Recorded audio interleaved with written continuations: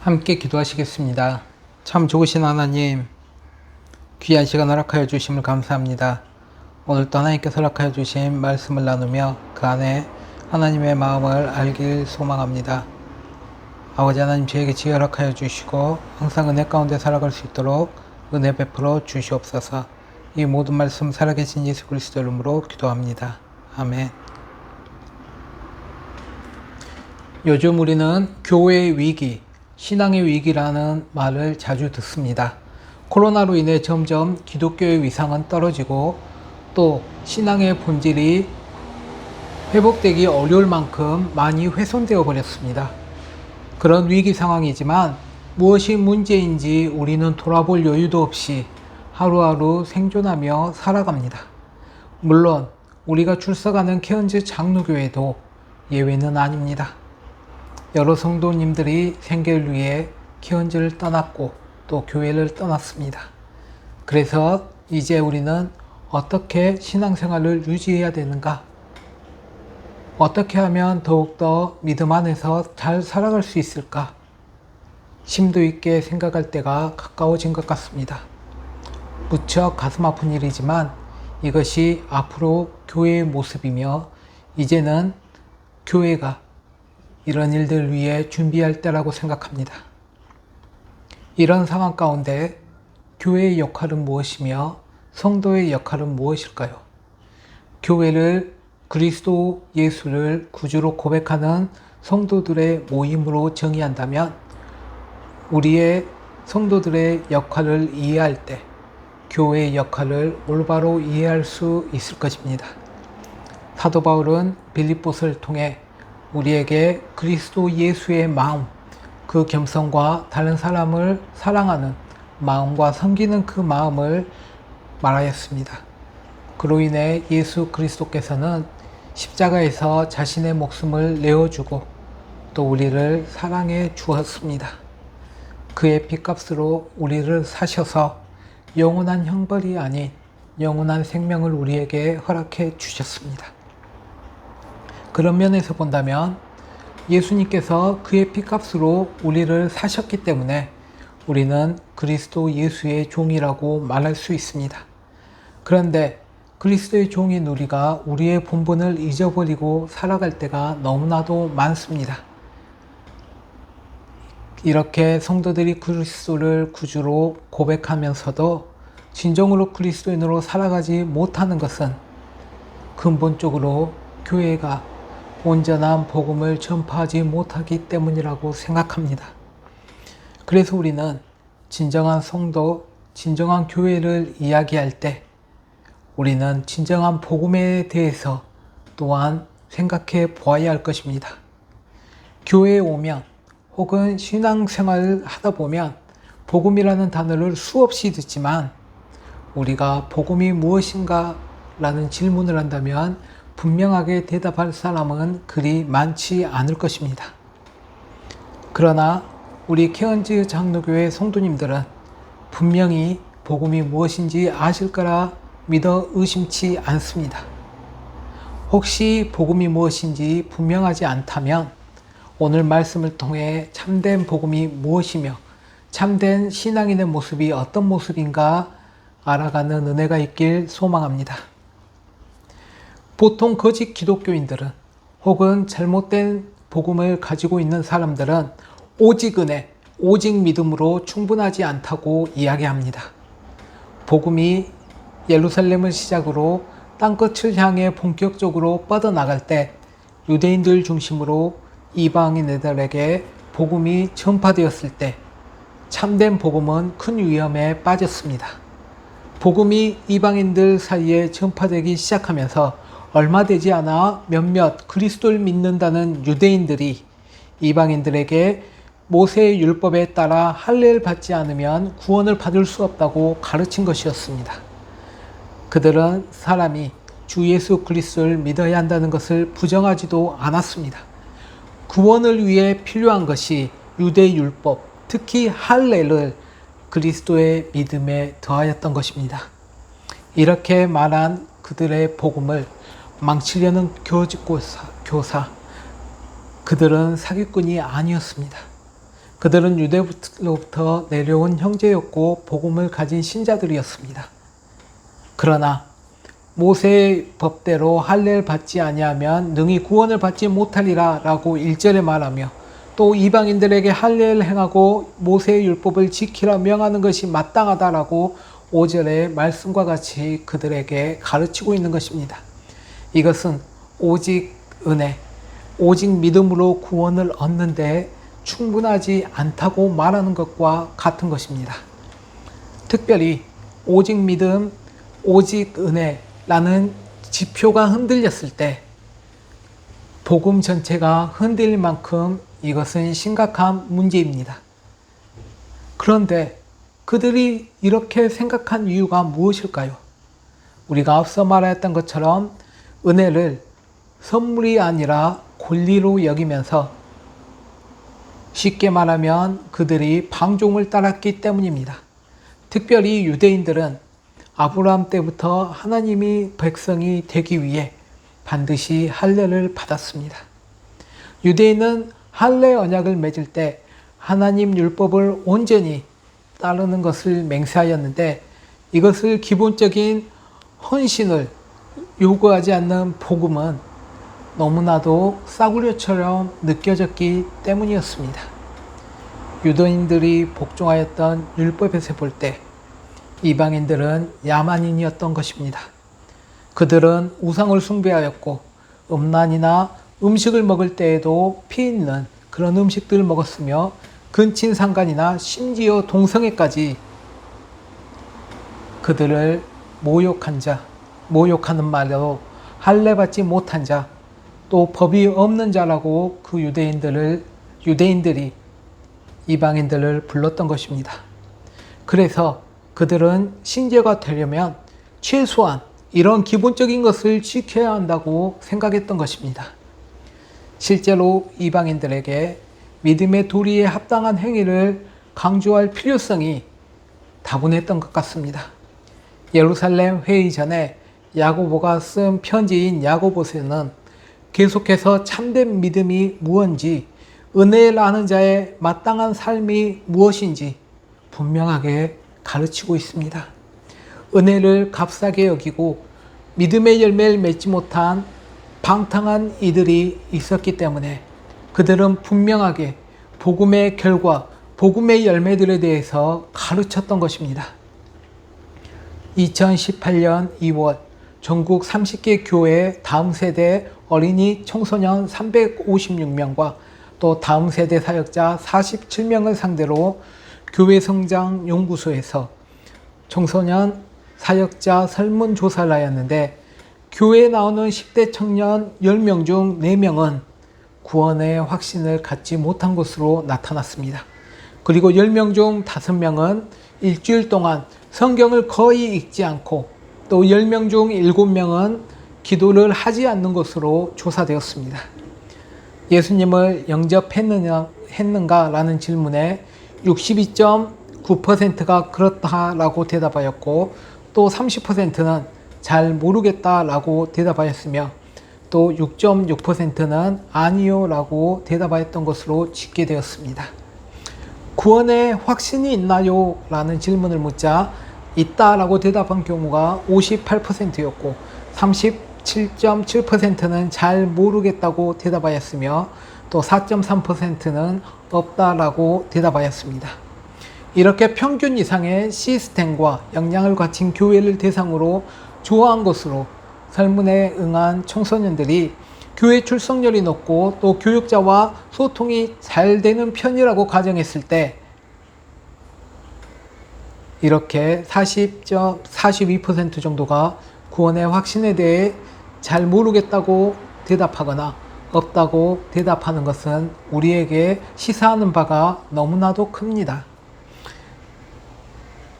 사역자들의 메시지가 잘 전달되지 않는 등 소통에 문제가 있는 것으로 파악할 수 있지만, 우리 청소년들뿐만 아니라 여기 앉아 계신 성도님들도 그 답은 이것과 크게 다르다고 생각되지 않습니다. 우리의 믿음은 어떠하며 우리의 구원의 확신은 어떠합니까? 우리가 참된 복음이 무엇인지 확신할 수 없는 이유를 크게 두 가지로 이야기할 수 있습니다. 그 첫 번째는 우리가 복음에 대해서 관심을 갖기는 하지만 그것이 일상생활에서 어떻게 작용하는지 우리가 잘 알지 못하기 때문입니다. 그리고 두 번째는 우리가 복음에 대해 감정적으로는 알지만 그것에 대한 경험이 부족하거나 전혀 없기 때문에 우리는 복음이 무엇인지 또 복음에 대한 확신을 가질 수 없는 것입니다. 이렇게 교회 안에서 예수 그리스도를 믿지만 구원을 받았는가에 대해 확실하지 못한 이유는 우리가 교회 안에서 오직 믿음, 오직 은혜가 아닌 다른 뭔가가 구원을 위해 필요하다는 메시지를 선포하고 있기 때문입니다. 혹은 반대로 단번에 우리가 은혜로 말미암아 죄사함을 받았으니 이제는 충분하다라고 말하며 그 구원에 합당한 열매를 맺는 것에 대해 턱없이 관심이 부족하기 때문에 우리가 그 복음에 대해 은혜에 대해 싸구려 은혜로 싸구려 복음으로 만들어 버리기도 합니다. 이로 인해 복음은 값싸게 여기고 방종한 삶을 핑계로 살아가는 사람들이 너무나 많습니다. 우리가 복음의 참된 지표를 보통 5개의 솔라로 표현합니다. 이 솔라는 라틴어로 솔로 혹은 온리라는 의미로 표현할 수 있습니다. 그래서 이 5개의 솔라는 솔라 스크립투라, 오직 성경, 솔라 크리스투스, 오직 그리스도, 솔라 그라티아, 오직 은혜, 솔라 피데, 오직 믿음, 솔라 데오 글로리아, 오직 하나님께 영광. 이 구원은 오직 성경의 말씀대로 하나님의 은혜로 오직 예수 그리스도의 공로로 오직 믿음으로 얻어지는 것입니다. 그래서 오직 하나님께만 영광을 돌릴 때 우리는 참된 복음의 의미를 깨달아 알 수 있는 것입니다. 오직 은혜로 오직 믿음으로 충분합니까? 성도님들은 어떻게 생각하십니까? 일주일 내내 성경 한 자 보지 않는 사람에게 구원엔 문제가 없는가? 어떤 스마트폰 중독, 게임 중독에 빠진 사람은 어떠한가? 자기 꿈과 캐리어를 위해 절제하며 열심히 사는데 모든 계획과 비전 속에 하나님의 자리가 없는 사람은 어떠한가? 입만 열면 다른 사람을 험담하고 이웃을 비난하는 사람은 어떠한가? 사람을 차별하게 대하는 사람은 또 어떠한가? 예배를 계속 빠지거나 예배 가운데 온전히 하나님께 드리지 못하고 그저 그렇게 예배를 드리는 사람은 어떠한가? 우리가 이런 질문을 계속할수록 우리는 우리 믿음에 대한 압박을 받습니다. 구원을 얻으려면 은혜와 믿음 외에 뭔가가 필요하다고 생각이 든다 하지 않더라도 적어도 구원을 받았다 하면 뭔가를 해야겠다는 생각이 들지도 모릅니다. 아무리 못해도 이 정도는 해야 돼 라고 생각할 것입니다.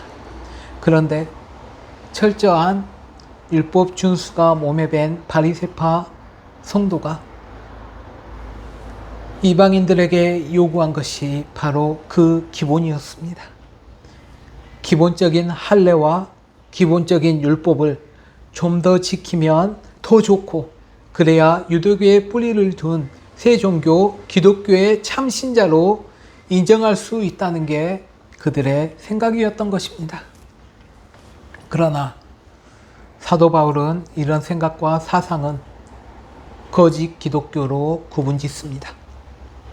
빌립보서 3장 2절에서 이들을 개, 악역, 거짓 할례 라는 단어를 사용하면서 그들을 심하게 꾸짖고 그들이 유대교라는 것을 가리킵니다. 인간의 공로로 구원을 얻을 수 있다고 생각하는 것은 우리의 착각이며 거짓 교사의 가르침입니다. 우리는 우리의 공로를 통해 구원을 얻을 수 있다고 생각한 것은 하나님과 동등한 위치에 있고 싶은 그 마음에서 나오는 것일 것입니다. 그리고 종교생활을 통해 하나님과 동등한 위치를 취하려고 하는 것입니다. 그러나 우리는 절대 하나님과 동등한 위치에 취할 수 없습니다. 구원은 오직 하나님의 은혜이자 오직 하나님의 주권의 상징이기 때문입니다. 그래서 결론적으로 말하면 오직 은혜, 오직 믿음으로 충분합니다. 이것이 복음이며 우리가 이것을 믿고 지켜나가는 것이 올바른 성도의 삶의 모습이라고 말할 수 있는 것입니다. 그렇다면 참된 복음의 의미는 무엇입니까? 사도행전 15장 1절에서 21절 말씀을 보면 베드로와 야고보의 진술이 나오는데 그들은 오직 은혜, 오직 믿음으로 충분하다고 이야기합니다. 그런데 흥미로운 것은 베드로는 안디옥에 가서 이방인과 식사하다가 할례자가 오니까 그 자리를 피해 여러 유대 성도와 바나바까지 외식하게 한 장본인이었습니다. 그리고 야고보는 루터가 멀리할 정도로 행함을 엄청나게 강조한 사람이었습니다. 그런데 둘 다 오직 은혜, 오직 믿음을 외쳤던 것입니다. 어떻게 그렇게 할 수 있었을까요? 나중에 회의를 마친 후 그 결과를 공문으로 사절단에 보내는데 그 공문에 이렇게 쓰여져 있었습니다. 성령과 우리는 옳은 줄 알았노니. 어떤 개인의 생각에 따라 결론을 내린 것이 아니라 성령님으로 인하여서 오직 은혜, 오직 믿음으로 복음이 옳다는 걸 깨달은 것입니다. 성령님은 우리의 죄를 뉘우치게 하고 사람이 자아와 죄를 돌이켜 하나님과 하나님의 의로 향하게 하는 마음의 변화를 일으키게 하시는 분이십니다. 성령님은 하나님의 거룩성에 비추어 우리가 저지른 죄가 얼마나 큰 잘못인가를 깨닫게 해주고 우리로부터 구원이 얼마나 시급한 일인가를 깨닫게 해줍니다. 우리는 이 죄들로부터 돌아서야 하고 또 영원히 버리고자 하는 열망을 갖게 되는 것입니다. 이것이 바로 성경적인 회개입니다. 우리는 믿음에 대해서 이야기하지만 이 믿음을 갖기 위해서는 회개가 반드시 필요합니다. 회개가 없는 믿음은 온전한 믿음이 아닙니다. 우리의 삶에서 믿음을 너무나도 강조하다 보니 우리는 잘못된 스타팅 포인트에서 시작하며 왜 내 삶에는 복음의 능력이 없을까? 믿음의 능력이 없을까? 생각하며 신앙과 점점 멀어져 살아갑니다. 그러나 예수님께서는 분명히 말씀하시길 회개하라 천국이 가까웠느니라 라며 천국 메시지를 선포할 때에도 우리에게 회개하라고 말씀해 주신 것입니다. 우리의 마음을 돌이켜 이제는 하나님께 향해 나가야 된다는 것이 우리 믿음의 스타팅 포인트인 것입니다. 이렇게 우리는 우리가 죄의 종살이와 죄가 초래한 결과로부터 해방이 되어 구원을 받기 위한 유일한 소망으로 예수 그리스도를 구주로 고백하며 예수 그리스도께 우리 자신을 철저히 헌신하고 또 진정으로 예수님께 순종할 것을 다짐하게 됩니다. 우리는 이것을 예수 그리스도께 향한 헌신이라고 성경은 기록하고 있습니다.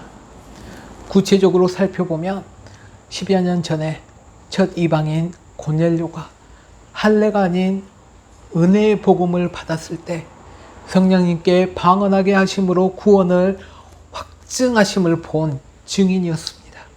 그래서 그는 성령의 증언대로 이렇게 말하였던 것입니다. 우리는 그들이 우리와 동일하게 주 예수의 은혜로 구원을 받은 줄을 믿노라. 야고보는 성령이 선지자를 통해 기록하신 주의 말씀을 인용하였습니다. 성령님은 하나님께서 다윗의 자손 유대인들 구원하실 때 이방인들도 주를 찾게 하실 것이라는 예언이었습니다. 여기서 할례나 율법은 요구되지 않았고 이방인들은 오직 은혜로 구원을 받는 역사가 이 성령의 말씀과 일치하였던 것입니다. 베드로와 야고보가 각각 말하는 그 중간에 바나바와 바울의 간증이 있었는데 하나님께서 그들을 통해 이 이방인들 중에서 행하신 표적과 기사는 할례나 율법의 요구 없이 오직 믿음, 오직 은혜로 이방인을 구원받았다는 사실을 입증하는 강력한 증거가 되었던 것입니다. 구원은 오직 은혜로, 오직 믿음으로 얻어지는 것입니다.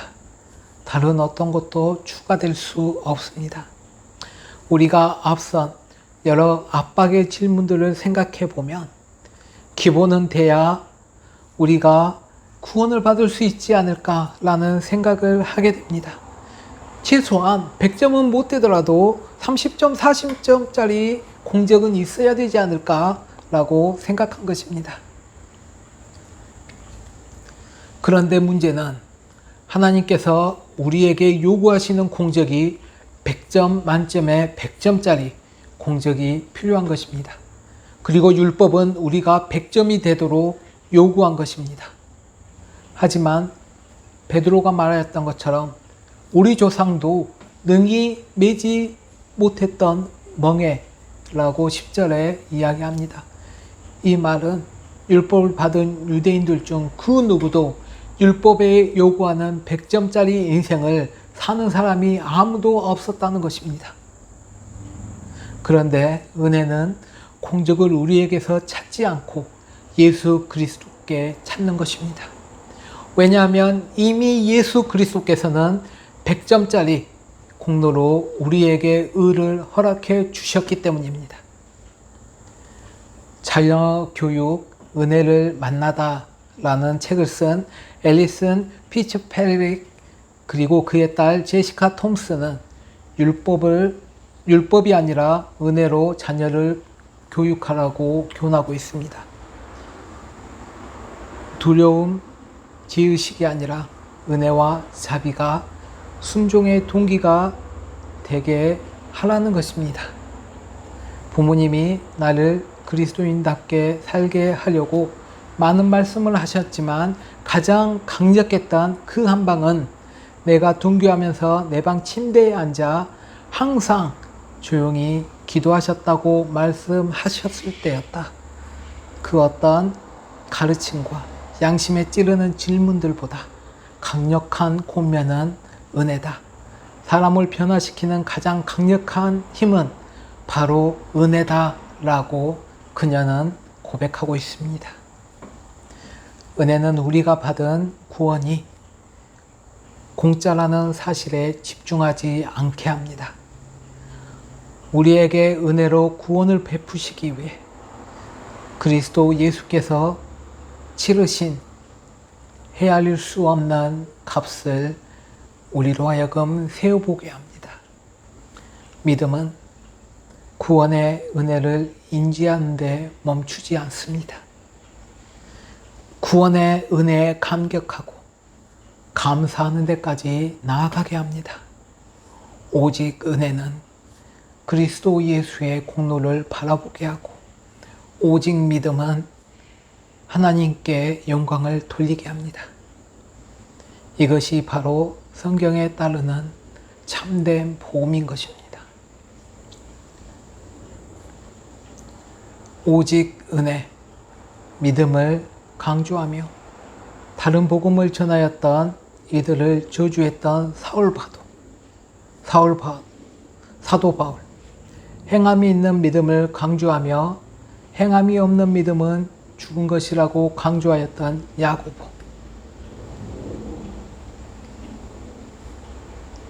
마틴 루터는 바울의 손을 들어주며 야고보서를 멀리하긴 했지만 본문에서 바울과 야고보는 대립하지 않고 하나의 결론을 내는데 그것은 기쁨으로 하나 되는 것입니다.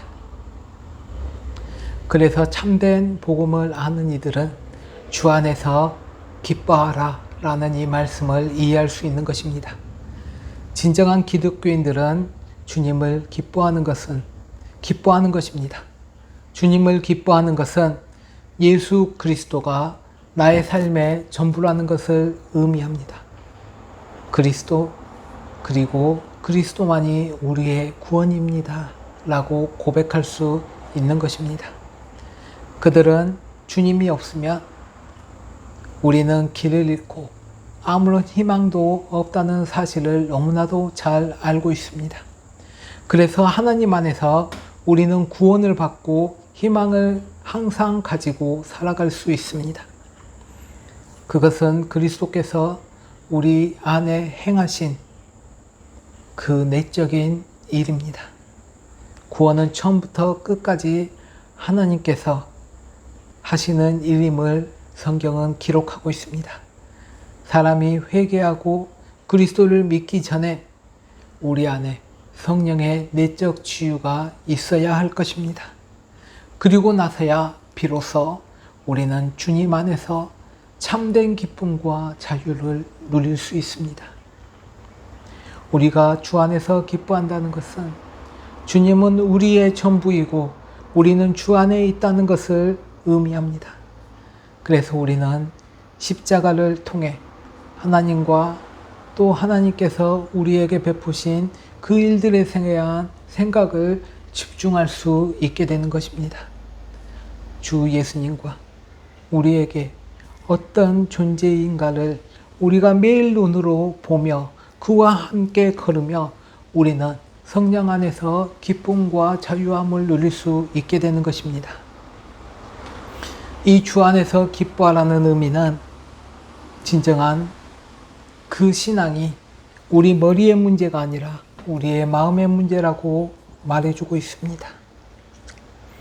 이것은 정말 그런가 보다 라고 넘어갈 문제가 아닙니다.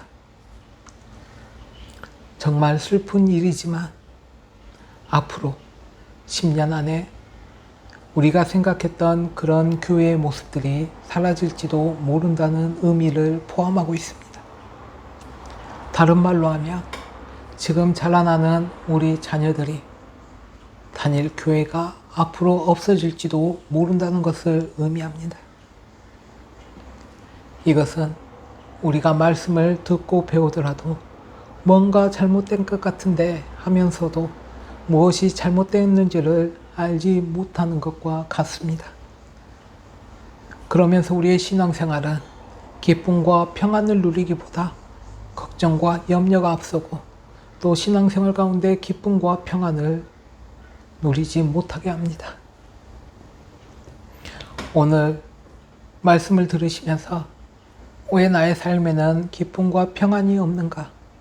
나의 신앙생활에서는 왜 나에게 힘과 능력을 줄 그 복음의 능력이 없는가? 라고 생각하셨다면 오늘 특별히 제 마지막 말을 귀 기울여 주시길 바랍니다. 우리가 일반적으로 어떤 일을 해결하기 위해서는 그 문제 자체보다 그 문제 내면에 있는 어떤 문제들에 대해서 우리는 알아야 합니다. 사회과학에서 우리는 빙산 이론이라는 그런 이론이 있습니다. 우리가 아이스버그를 생각하면 우리가 눈으로 볼 수 있는 그 아이스버그는 물 위에 나와 있는 일부이지만 그 밑에 물 속에는 우리가 상상할 수도 없는 거대한 그런 빙상이 존재합니다. 그래서 우리가 그 아이스버그 이론에서 말하는 것은 우리가 그 위에 있는 문제 자체만을 바라보는 것이 아니라 그 이면에 있는 그 문제를 본질을 알아야 우리가 그 문제를 해결할 수 있다는 것입니다. 우리가 여지껏 복음의 능력을 누리지 못하고 복음의 기쁨을 누리지 못했던 것은 우리가 참된 복음을 듣지 못하고 우리가 그 참된 복음을 받아들여지지 않았기 때문일 것입니다. 사랑하는 성도 여러분, 우리 성도님들에게 참된 복음은 무엇입니까? 오늘 말씀을 나누면서 우리에게 주는 그 참된 복음의 능력이 무엇입니까? 주 예수 그리스도께서 우리를 너무도 사랑하셔서 하나님과 동등한 위치에 있지만 그 권리를 포기하며 인간의 육신으로 이 땅에 오셔서 인간으로 사시고 그의 공생의 동안에 질병당하며 아파하며 억눌렸던 자들에게 자유함을 주시고 또 죄인인 우리에게 영원한 생명을 주시기 위해 십자가에 달려 돌아가시고 부활하시며 이제는 다시 오심을 약속해 주셨습니다. 우리가 이 사실을 믿고 또 이 사실을 따르는 것이 구원입니다. 구원은 오늘 현재에 머무르는 것이 아니라 다시 오실 예수 그리스도를 기억하며 소망하며 그가 가셨던 길대로 따라가는 것입니다. 사랑하는 성도 여러분, 사랑하는 사람과 함께 걷는 그 길의 가운데 기쁨을 기억하십니까? 예수 그리스도께서 우리와 함께 하셔서 그 하나님의 나라에 함께 가길 원하십니다. 그리고 우리가 그와 함께 동행하며 하나님의 나라를 향해 갈 때 우리는 그 가운데 참된 기쁨과 평안을 누릴 수 있을 것입니다. 다 함께 기도하시겠습니다. 참 좋으신 하나님, 너무나도 감사드립니다. 저희가 참된 복음을 알지 못하고 저희가 듣는 복음들이 세상의 것들과 섞여 온전한 복음이 무엇인지 알지 못하고 살아갈 때가 너무나도 많습니다. 그렇기 때문에 참된 복음의 능력을 누리지 못하며 삶 속에서 걱정과 근심 가운데 쌓였을 때가 너무나도 많고 신앙생활 가운데서도 기쁨과 평안을 누리지 못할 때가 너무나도 많음을 고백합니다. 주 하나님, 저희가 이제는 그 복음 가운데 살아가길 소망합니다. 그 복음 가운데 온전히 저희의 삶에 적용하며 그 복음의 능력을 누리며 살아가길 소망합니다. 아버지 하나님, 또 저희가 하루하루 저희에게 은혜 베푸시는 하나님을 경험하며 살아가길 간절히 소망합니다. 이 시간 성령님 역사해 주셔서 저희에게 마음의 감동을 주시고 하나님을 바라볼 수 있는 은혜 허락하여 주시고 하나님께 돌이켜 돌아갈 수 있는 저희에게 그 간절한 은혜를 허락하여 주시옵소서. 주 하나님, 저희를 불쌍히 여겨 주시옵소서. 온전한 회개 없이 참된 믿음이 자라나지 못함을 깨달아 알게 하여 주시고 저희의 삶이, 저희의 눈이, 저희의 발걸음이 이제는 주님께 향하는 은혜가 함께하길 간절히 소망하며 이 모든 말씀 살아계신 예수 그리스도 이름으로 기도합니다. 아멘.